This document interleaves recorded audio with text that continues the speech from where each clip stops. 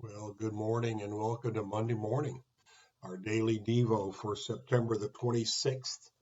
Today, the devotion's entitled Becoming His Child. Becoming His Child. And remember, Christian in Complete Armor by William Gurnall. Quoting from Romans 8:18, "For I reckon that the sufferings of this present time are not worthy to be compared with the glory which shall be revealed in us." Once a Christian experiences God's precious love, he does not dread suffering or affliction. He knows the Father will not hurt his own child.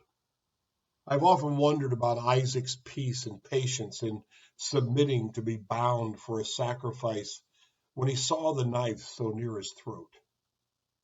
We know he was not a mere child because Abraham asked him to carry the load of wood. Some say he may have been more than 20 years old, certainly mature enough to be apprehensive of death.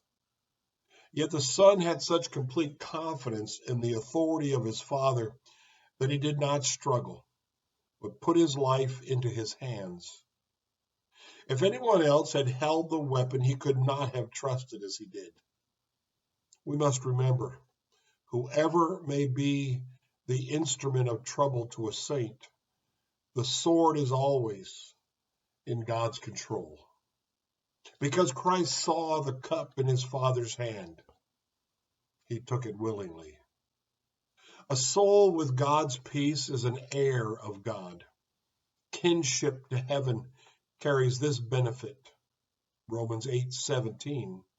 If children, then heirs, heirs of God and joint heirs with Christ.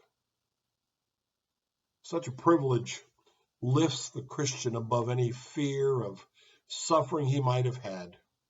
For example, a few sweet meditations on this truth raised Paul's soul into a place where the troubles of his life could not discourage him.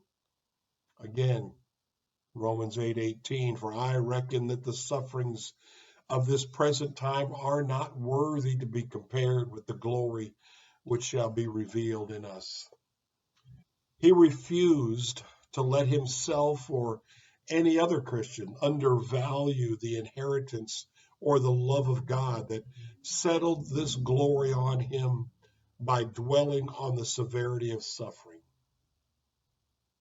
It is as if he asked, "Has God made us his heirs and given us heaven for us to sit down and moan about a few minor problems in our short lives?"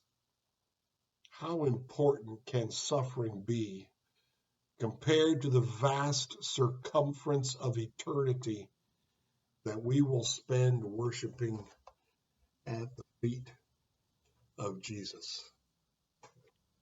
Love it. Love it. What can possibly compare in this life, on this side of the grave, on this side of heaven?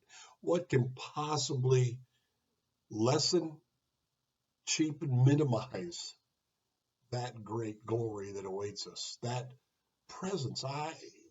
David got it right. Psalm 23, "Even though I pass through the valley of the shadow of death, not afraid.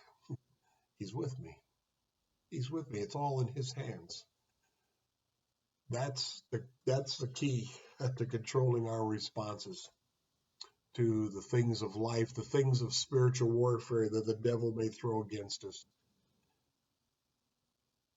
Blessings to you today. Fight the good fight.